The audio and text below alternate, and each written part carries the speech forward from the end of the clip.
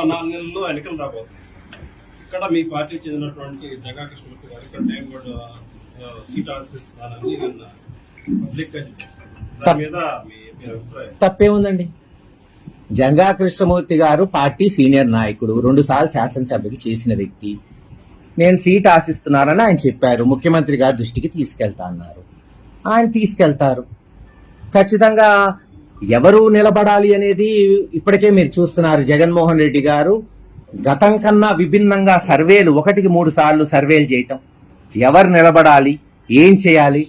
ఎందుకంటే ఈ నియోజకవర్గంలో మీరు చూస్తే మిగతా నియోజకవర్గాలకి ఈ నియోజకవర్గానికి ఉన్న వ్యత్యాసం ఏంటంటే, మిగతా నియోజకవర్గాల్లో 1-2 క్యాండిడేట్లు ఉండొచ్చు. బహుశా ఇక్కడ నేను కృష్ణమూర్తి గారే కాదు, 3, 4, 5, 6 ఉన్నారు. ఏది ఎమ్మెల్యే స్థాయి సీట్ అడగగలిగిన. సో అడగడానికి ఎవరైనా అడగచ్చు. అల్టిమేట్లీ పార్టీ ఉంది, వ్యవస్థ ఉంది. జగన్మోహన్ రెడ్డి గారు ఇప్పుడే క్షుణ్ణంగా మా అందరికి ఎమ్మెల్యేలకి అందరికి కూడా చెప్పారు, సర్వేలు చేస్తాం.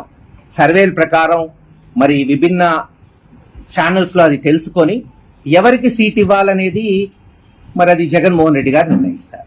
ఇప్పుడు మీరు చూడాల్సింది ఏంటంటే, ఇక్కడ అసలు కాసు మహేష్ రెడ్డి అనేవాడు గురజాలకు ఎందుకు వచ్చాడు 2016? వాస్తవమే, కాసు బ్రహ్మాందరెడ్డి గారు, వెంగళరెడ్డి గారు, కృష్ణారెడ్డి గారు ఈ ప్రాంతంలో అడుగడుగున సత్సంబంధాలు ఉన్నాయి. నేను హైదరాబాద్, చెన్నైలో ఎడ్యుకేషన్ పూర్తి చేసుకుని 20 ఏళ్ల క్రితం రాజకీయాల్లోకి వచ్చాను. ఒక సామాన్య కార్యకర్తలా పనిచేశాను దాదాపు 19 వరకు నర్సరావుపేట. కానీ 2016లో జగన్మోహన్ రెడ్డి గారు ఆహ్వానం మేరకు ఆ రోజు మరి వాస్తవంగా మీరు చూస్తే వైఎస్ఆర్సీపీ పార్టీ నుంచి ఎమ్మెల్యేలు వెళ్ళిపోతున్నారు. జగన్మోహన్ రెడ్డి గారు రెక్కల కష్టంతో గెలిపించుకున్న ఎమ్మెల్యే. ఆ రోజు ఆయన ఆహ్వానం మేరకు ఒకటే ఎజెండా, జగన్మోహన్ రెడ్డి గారు మళ్ళీ ముఖ్యమంత్రి అవ్వాలి, ఈ ప్రాంతం బాగుండాలని పార్టీలో జాయిన్ అయ్యారు. నేను ఏ సీటు ఆశించాలి ఆ రోజు. కానీ జగన్మోహన్ రెడ్డి గారు ఒకటే చెప్పారు, నువ్వు గురజాల పోవాలి, నా తమ్ముడు గురజాల్లో నిలబడతాడు, మరి గురజాలని సెట్ చేయాలి. ఎందుకంటే ఆ రోజు ప్రత్యేక పరిస్థితులు గురజాల్లో ఉన్నాయి. దుర్మార్గం పెట్టరేగిపోతుంది, అక్రమ మైనింగ్, పేకాట క్లబ్బులు, గంజాయి. ఒక ప్రతిపక్షంగా వైఎస్ఆర్సీపీ పార్టీ ఏది గళం విప్పినా అక్రమ కేసులు, వాళ్ళని స్టేషన్లో వేసి కొట్టడం, భయభ్రాంతులు సృష్టించటం. ఇలా వాళ్ళని ఒకరిని కుట్టామంటే ఇంకోటి గళం ఎత్తడు అనేది ఆ రోజు తెలుగుదేశం నాయకులు కానీ ఎరపతినేని శ్రీనివాసరావు గారు కానీ చేసింది. ఉదాహరణకి ఇక్కడే ఉన్నాడు గురువాచారి, అందరికీ తెలుసు. ఆ రోజున ఆయనకి టీడీపీ నాయకులకి ఏం పర్సనల్ గా రైవలరీ ఏం లేదుగా, ఆస్తి తగాదానో కుటుంబ తగాదో లేదు. కేవలం అక్రమ మైనింగ్ జరుగుతుందని పబ్లిక్ ఇంట్రెస్ట్ లిటిగేషన్ వేసినందుకు పోలీస్ స్టేషన్లు వేసి తుక్కుబడగొట్టి అసలు ఇంకో నాయకుడు అటువైపు తిరిగి చూడలేని పరిస్థితి. 3 నెలలు ఆయన ఇంటికి పోవాలన్నా భయపడే పరిస్థితి తీసుకొచ్చారు. స్వయాన ముఖ్యమంత్రి గారు నన్ను పంపించేటప్పుడు చెప్పాడు, సరస్వతి భూములు ఈ ప్రాంతంలో ఫ్యాక్టరీ పెట్టి ఒక మంచి పని చేయాలని ఒక మంచి ఉద్దేశంతో జగన్మోహన్ రెడ్డి గారు ఇక్కడ భూములు సేకరిస్తే ఆ భూముల మీద దాడి. ప్రైవేట్ భూములు, అవేమి కంపెనీ భూములో గవర్నమెంట్ ల్యాండ్స్ కాదు, ప్రైవేట్ గా ఎక్వైర్ చేసి రైతులకు డబ్బులు ఇచ్చిన భూములో తెలుగుదేశం గూండాలు పోయి ఏది ప్రతిపక్ష నాయకుడు ఆస్తుల మీద. అటువంటి పరిస్థితిలో వచ్చాం, అందరం కలిసాం, చేయి కలిపాం. ప్రతి నాయకుడు, నేను గతంలో చెప్పాను, నిబద్ధతతో పనిచేశాడు, కష్టపడి పనిచేశాడు. డబ్బు లేనోడు ఇంకో 2 గంటలు ఎక్కువ కష్టపడాలని పనిచేశారు. అలా పనిచేసి గెలిపించుకున్నాం వైఎస్ఆర్సీపీ పార్టీ. గెలిచినప్పటి నుంచి మీరు ఆలోచించండి అసలు ఏం జరిగింది. గురజాల నియోజకవర్గంలో ఎమ్మెల్యే అయ్యాను, పంచాయతీలు అన్నీ ఖాళీగా ఉన్నాయి. మేము ఎవరికి ఇచ్చాము సర్పంచులు, అక్కడ ఎవరిని కూర్చోబెట్టాను, నేను ఎవరిని కొత్త వాళ్ళని తేలేదే. 2014లో ఎవరైతే ఓడిపోయారో, ఎక్కడ 14 ఎక్కడ 19, 57 పంచాయతీలు మున్సిపాలిటీలు కూడా ఎవరైతే ఓడిపోయారో 2014లో వాళ్ళనే 2.5 సంవత్సరాలు ఇన్ఛార్జీలుగా పెట్టాను. అంటే ఎవడైతే కష్టకాలంలో పార్టీకి నిలబడ్డాడో వాళ్ళకే ఇచ్చాం కానీ కొత్త వాళ్ళు ఎవరికి ఇవ్వలేదు. మరి నామినేటెడ్ పోస్టులు వచ్చినాయి, మార్కెట్ యార్డ్, మరి ఓసీలకు వచ్చింది. మొట్టమొదటి ఎవరికి ఇచ్చాను, అగ్రకులాల్లో ఉన్న రెడ్డికో, కమ్మకో, కాపుకో, వైశ్యకో ఇవ్వలేదు కదా, తీసుకెళ్లి మైనారిటీలకు ఇచ్చాను. మొట్టమొదటిసారి 75 సంవత్సరాల్లో అత్యధిక ఓటింగ్ ఉన్న మైనారిటీలకి ఒక నియోజకవర్గ స్థాయి పదవి గతంలో ఏ పార్టీ ఇవ్వలేదు, ఏ నాయకుడు చేయలేని పని. 6 పదవులు మైనారిటీలకి. లేదు బీసీలో కూడా ఈరోజు చూడండి, నా వల్లే వచ్చినాయి నేను చెప్పుకోను, జగన్మోహన్ రెడ్డి గారి వల్లే కదా ఇవన్నీ. 2 ఎమ్మెల్సీలు, కృష్ణమూర్తి గారు కావచ్చు, ఏసరత్నం గారు కావచ్చు, యాదవరాజులు కావచ్చు, వడేరాజులు కావచ్చు, లేదు నామినేటెడ్ పోస్టులో అనేక బీసీ సంఘాలు, లేదు అక్కడ రేవతి చైర్మన్ కావచ్చు, ఇటు వెంకటేశ్వర్లు ఓసీలో ఉంటే మార్కెట్ యార్డ్ చైర్మన్, ఇందాక చెప్పినట్టు ఆంధ్రయ్య గారు ఎస్సీలకి మార్కెట్ యార్డ్ చైర్మన్, ఇలా అన్ని కులాలకి కష్టాల్లో ఉన్నోళ్ళు వీళ్ళంతా. నాకన్నా ముందు కష్టపడి పనిచేసిన వాళ్ళు, వాళ్ళకి ఇచ్చాం కానీ ఎక్కడా కూడా డబ్బున్నోళ్ళకో లేదు ఇంకోటో చూడాల. దాచేపల్లిని మున్సిపాలిటీ చేసాం పట్టుబట్టి, చరిత్ర కలిగింది. ఎవరిని పెట్టాం మున్సిపల్ చైర్మన్ గా?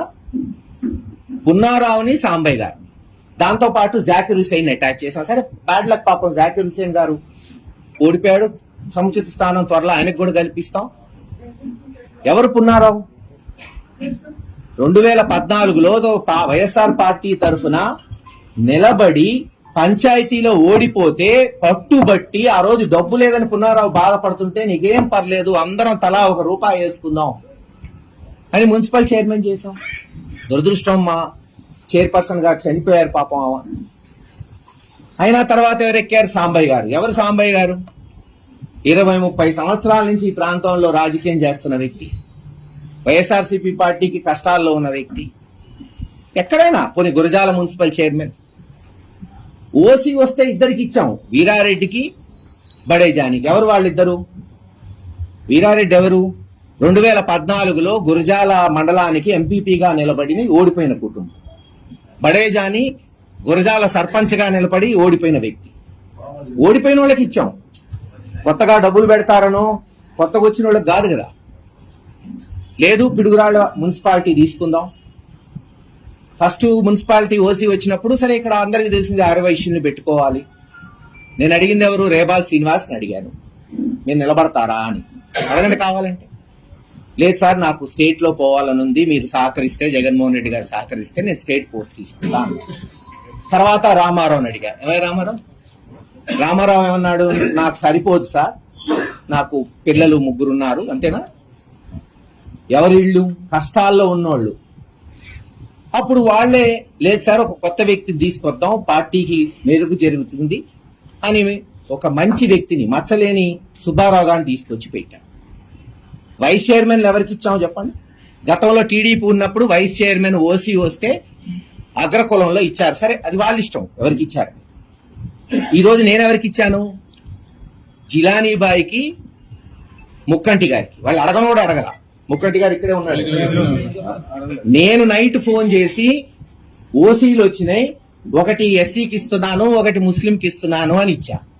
వీళ్ళిద్దరు డబ్బున్నోళ్ళ, పార్టీ అత్యంత కష్టకాలంలో ఉన్న వ్యక్తులు వీళ్ళు. Same Dachepalli municipal vice chairman Khader Basha, SC Vijay. అక్కడ బడేజాని, ప్రసాద్. ప్రతి మండలం మీరు చూసుకుంటూ రండి. గురజాల మండలం ఎంపీపీ పోస్ట్ ఎవరికి ఇచ్చాం? పులిపాడులో మాకు అత్యంత టీడీపీకి బలమైన గ్రామం అయినా మాకు నికార్సుగా నిలబడుతున్న కొమ్మినేని బుజ్జికి ఇచ్చాం. లేదు అక్కడ చలమయ్య గారికి. లేదు జెడ్పీటీసీ ఎవరికి ఇచ్చాం? కొత్తంబాపురానికి చెందిన శ్రీనివాస్ రెడ్డి గారికి. ఎన్ని తరాల నుంచి వీళ్ళు కాంగ్రెస్ పార్టీ, తర్వాత జగన్మోహన్ రెడ్డి గారికి అండదండలు. ముందు రాజశేఖర రెడ్డి గారితో ఉన్నారు, తర్వాత జగన్మోహన్ రెడ్డి గారితో. దాచేపల్లి మండలం మరి కాపు ఆడబిడ్డ బ్రహ్మనాయుడు గారి, మిసెస్ బ్రహ్మనాయుడు గారికి ఇవ్వటం జరిగింది. జెడ్పీటీసీ ప్రకాష్ రెడ్డి గారు ఎన్ని కేసుల్లో ఉన్నాడు ఆయన? కానీ దాచేపల్లిలో ఆమెనా? ఓసీ వస్తే ఒక ఎస్సీని, జాన్ని తీసుకొచ్చి సగం రేపు 2.5 సంవత్సరాల తర్వాత, 3 సంవత్సరాల తర్వాత, 2.5 సంవత్సరాల తర్వాత వాళ్ళు ఎక్కుతారు. గతంలో జరిగింది ఎప్పుడన్నా? ఓసీల్లో ఎస్సీలకి, మైనారిటీలకి, బీసీలకి మార్కెట్ యార్డులు కానీ, మండల ప్రెసిడెంట్లు కానీ ఇచ్చిన దాఖలాలు ఉంటే చూపెట్టండి. మాచవరం అంతే. బీసీ వస్తే యాదవరాజులు, శివాకి ఇచ్చాం. మళ్ళీ అక్కడ కూడా ఓసీ వస్తే మోర్జంపాడు, వైఎస్ఆర్సీపీకి అత్యంత బలమైన గ్రామం ఆ మండలంలో లక్ష్మిరెడ్డి. అలాగే పిన్నెల్లి సైదా గారిని పెట్టుకున్నాం, నన్నయ్య గారిని. 2.5 సంవత్సరాలు ఓసీలో. మరి ఇక్కడ జెడ్పీటీసీ ఎవరు? కృష్ణమూర్తి గారి తనయుడు. లేదు, ఓసీ వస్తే కరాలపాడు, జూలకల్లు, ఎప్పుడు రాని ఊళ్ళకు పంచాం. ప్రతిదీ మీరు చూసుకుంటూ పోతే రేబాల్ శ్రీనివాస్ గారిని తీసుకెళ్లి స్టేట్ లో కమిషనర్ చేశాం. పార్టీ నేను కాదు, నేను ఒక్కడిని తలుచుకుంటే అయిద్దా? ఇక్కడ ఉన్న వాళ్ళందరూ జగన్మోహన్ రెడ్డి గారి ఆశీస్సులతో చేస్తేనే ఇవన్నీ సాధించగలిగాం. ఎక్కడన్నా సరే కష్టాల్లో ఉన్న ప్రతి ఒక్కడికి, ఓడిపోయిన సర్పంచులకి 2.5 సంవత్సరాలు ఇన్ఛార్జ్ సర్పంచులుగా ఇచ్చి, ఇది కాదా నిబద్ధత? ఇది కాదా రాజకీయం?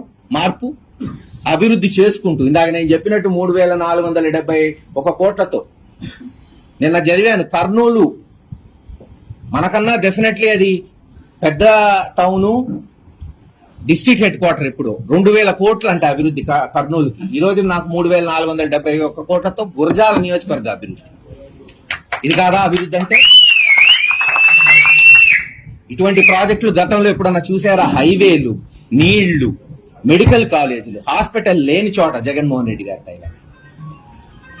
ఇలా ప్రతిదీ కూడా ఎవరైతే నమ్ముకున్నారో వాళ్ళకి పదవులు వచ్చినాయి. ఉంటారు ఇంకా కొంతమంది మిగిలిపోయి ఉంటారు. అందరికి వచ్చేసినాయి నేను అన్ను. కొంతమంది కౌన్సిలర్లు అయ్యారు, కొంతమంది కాలేకపోయారు. నెక్స్ట్ వాళ్ళకు కూడా ఇచ్చుకుంటూ పోతాం. నేను చెప్తుంది ఉదాహరణ. ఎవరికి పదవులు వచ్చినాయి ఒకసారి నియోజకవర్గంలో అందరూ ఇప్పుడు నేను చెప్పినవన్నీ బేరీ చేసుకుంటే, వీళ్ళు 2014 ముందు నుంచి ఓడిపోయిన వాళ్ళు, కష్టాల్లో ఉన్న వాళ్ళు, కేసులు పెట్టించుకున్న వాళ్ళు, పన్నులు తిన్న వాళ్ళు, తప్పకుండా ఇంకా రాను రాను మిగతా వాళ్ళని కూడా భర్తీ చేసుకుంటాం. ఎక్కడ అవినీతికి తావు లేకుండా ఒక నీతివంతమైన పాలన అందిస్తున్నాం. గతంలో మీరు చూశారు మైనింగ్. ఉదాహరణకి దాచేపల్లె తీసుకుందాం. ఎవరు చేసుకున్నారు మైనింగ్ అండి? ఒకే ఒక్కడు. ఈరోజు రమ్మనండి, బహిరంగ చర్చ పెట్టమనండి. గతంలో జరిగిందంతా ఇల్లీగల్ మైనింగ్. ఈ రోజు మొత్తం లైసెన్సులు ఇప్పించి ఎవరైనా పెట్టుకోండి వాళ్ళకి లైసెన్సులు ఇప్పిస్తానని చెప్తే అందరు ఉన్నారు. దాంట్లో బీసీలు ఉన్నారు, రెడ్డీస్ ఉన్నారు, కాపులు ఉన్నారు, కమ్మాస్ ఉన్నారు, అరవైశ్యులు ఉన్నారు, ఎస్సీస్ ఉన్నారు, ముస్లింస్ ఉన్నారు. సరే, ఒకళ్ళు 10 పైసలు ఉండొచ్చు, ఒకళ్ళు 5 పైసలు ఉండొచ్చు, 30 పైసలు ఉండొచ్చు. ఎక్కడ నేను తీసుకోలేదే. అందరు నాయకులు, సాంబయ్య గారు కావచ్చు, లేదు పున్నారావు కావచ్చు, లేదు ప్రకాష్ రెడ్డి కావచ్చు, రామరెడ్డి కావచ్చు, రమేష్ రెడ్డి కావచ్చు, రేవతి కావచ్చు, ఇలా అనేక మంది, జాకీర్ కావచ్చు, అందరూ ఉన్నారు. అందరూ వడిరాజులకి ఇచ్చాం. కృష్ణమూర్తి గారి తనయుడు కోటయ్య కూడా చేసుకుంటున్నాడు. మైనింగ్ చేయకండి ఎక్కడుంది? లీగల్ గా, వాళ్ళేం తప్పు చేయట్లా, లీగల్ గా పర్మిషన్ తీసుకొని చేస్తున్నారు. ఎక్కడన్నా నేను వచ్చిన తర్వాత, టౌన్స్ అయిన తర్వాత బార్లు వచ్చినాయి. నాయకులకు అబ్బాయి చెప్పాను, ఎక్కడ ఎమ్మెల్యే ప్రమేయం లేదే. వాళ్ళు చేసుకుంటా అన్నారు. సరే, 10 మందో 15 మందో లీగల్ వ్యాపారం, ఎక్కడ ఇల్లీగల్ చేయట్లేదే. నేను ఎక్కడన్నా బార్లోని బెదిరించి నాకు 10 పైసలు షేర్ ఇయ్యండను, చిల్లర పనులు ఎప్పుడు చేయం కూడా. అది మా కుటుంబం ఒక నిబద్ధత. చెప్పానుగా, ఆకలేస్తే సావనన్నా సస్తాం కానీ గడ్డి మటుకు తినం. ఏం కాదు, సర్వేలు చెప్తున్నాయి. ఏదా బుక్, ఏదా పెద్ద బుక్, ఎంత మెట్రికులస్ గా సర్వే జరుగుతున్నాయి అనేది తెలియడానికి. పార్టీ ప్రతిదీ మీకు చూపెడతా, ఎలా సర్వే చేస్తున్నారు, ఏమిటి, ఎమ్మెల్యే పనితీరు ఏంటి, మా మీద, వేరే నాయకులని కాదు, అందరూ. అసలు వార్డులలో నాయకులు ఎలా పనిచేస్తున్నారు, గ్రామాల్లో ఎలా పనిచేస్తున్నారు. ఇది స్వయాన ముఖ్యమంత్రి గారి పేషి ఇస్తున్న సర్వే. మాకు ఎలా చేస్తున్నావు, ఏం తప్పులున్నాయి, ఏం సరి చేసుకోవాలి. చూడండి, దాదాపు ఎమ్మెల్యే ఉంటే మంచిది 61%. ఇది నేను తీసుకున్న సర్వే కాదు. ఎమ్మెల్యే పాజిటివ్లు, నెగిటివ్ మీరు కావాలంటే మళ్ళీ రాసుకొని చూసుకుందు. There are no corruption allegations against MLA. నెగిటివ్లు కూడా చెప్పారు. The MLA is not aggressive in solving the bickerings. అంటే గట్టిగా ఖండించట్లేదు నాయకుల్ని చిన్న చిన్న అరమరకలు ఉన్నప్పుడు. ఇది మా చిట్ట, నాదనుకున్నారు. అంటే ఎంత శ్రద్ధగా పార్టీ పనిచేస్తుంది. వార్డులో ఏ నాయకుడు ఉన్నాడు, అతని ప్లస్ ఏంది, మైనస్ ఏంది, నేనేం చేయాలి, నా తప్పులే ఉన్నాయి, సరి చేసుకో. అంత మెట్రికలెస్ గా పోతున్నాం ప్రతి విషయంలో. ఇలా అందరినీ కలుపుకొని వీలైనంత వరకు కష్టాల్లో ఉన్న వాళ్ళకి పదవులు ఇవ్వటం, లేదు ఏమైనా వ్యాపారాలు ఉంటే లీగల్ గా తప్పేం లేదు కదా. ఎవరన్నా ఇల్లీగల్ చేస్తున్నారా చెప్పమన్నాను. ప్రతిపక్షాలకు కూడా ఏం చెప్పాను, ఎవరైనా ఇల్లీగల్ చేస్తుంటే చెప్పండి, ఆపేస్తాను. ఉండొచ్చు, చిన్న చిన్న తప్పులు ఉండొచ్చు, లేవని నేనేం అన్నా కదా. నేనెక్కడ మైనింగ్లు కానీ, బార్లు కానీ, ఇంకోటి కానీ ఎక్కడా లేదు. ఏదో చిన్న చిన్న డిస్ట్రిబ్యూషన్స్ ఉంటే చేసుకుంటున్నాం, తప్పేం లేదు లీగల్ గా చేసుకుంటే. ప్రతి విషయం పెద్దల్ని గౌరవించుకుంటూ మీరే చూస్తున్నారు. సామాన్యుడు వచ్చినా కూర్చోబెట్టి మాట్లాడతా అధికారుల ముందు. డబ్బున్నోడా, పెద్దోడా, చిన్నోడా, ముందు కూర్చో అంట, వాళ్ళు నిలబడి ఉంటారు. అంటే వాళ్ళ గత స్మృతులు వల్ల పాపం. నాకేందంటే పద్ధతి కాదు కదా, కూర్చోబెట్టకపోతే అట్ట అధికారుల ముందైనా వాళ్ళ గౌరవం వాడే, డబ్బు లేకపోవచ్చు, గౌరవం అయితే ఇవ్వాలి కదా. కూర్చోబెట్టి మాట్లాడతా. ఉంది, నా మీద కూడా క్రిటిసిజం ఉంది. అబద్ధం ఎందుకు, ఎక్కువ టైం మాట్లాడు మహేష్ రెడ్డి, గంటలు గంటలు. మీరు చూస్తున్నారు ఇంతమంది జనం, నేను రూమ్ లో టకటకా మాట్లాడి పంపించకపోతే గంటలు గంటలు వీళ్ళు పాపం మాచవరం నుంచి, గురజాల నుంచి వచ్చిన వాళ్ళని గంటలు గంటలు నేను బయట కూర్చొని సొల్లు చెప్పుకుంటూ రూముల్లో దేశ రాజకీయాలు, రాష్ట్ర రాజకీయాలు మాట్లాడుతుంటే అవసరమా? వచ్చాడు, దే పనికి వచ్చాడు, పని అయిందా కాలేదు, అన్ని కాకపోవచ్చు. మనం ప్రయత్నం చేస్తుండాలి. కొన్ని అవుతాయి, కొన్ని కావు. టకటకా వాళ్ళని డిస్పోజ్ చేసేయటం, ఒక మార్పు తీసుకురావడానికి ప్రయత్నిస్తాం అన్ని విధాలుగా, అవినీతికి తావు లేకుండా. మరి ఈ రోజున ఇవన్నీ చేసుకుంటూ పోయాం.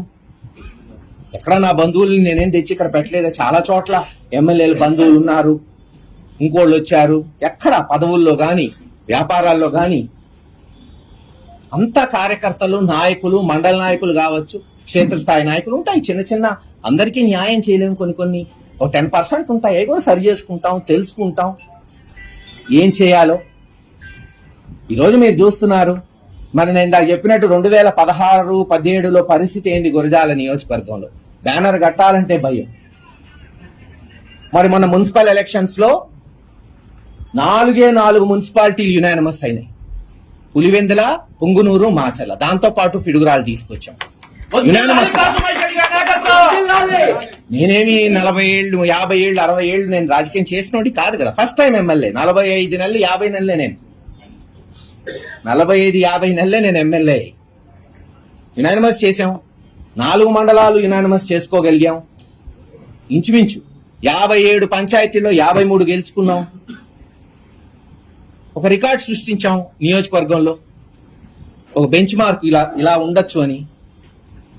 ఎస్, చిన్న చిన్న లోపాలుంటే సరి చేసుకుంటాం, పెద్దల్ని గౌరవించుకుంటూ పోతున్నాం. ఇంత పెద్ద టౌన్ లో నేను వచ్చే వరకు కనీసం అంబేద్కర్ గారి స్టాచ్యూ, మహాత్మా గాంధీ గారి స్టాచ్యూ, జగజీవన్ రామ్ గారి స్టాచ్యూ, పూలే గారి స్టాచ్యూ, వడ్డ రోబన్న గారి స్టాచ్యూ, రోసయ్య గారి స్టాచ్యూ. కానీ రోసయ్య గారు అంటే మొన్న చనిపోయారు పాపం.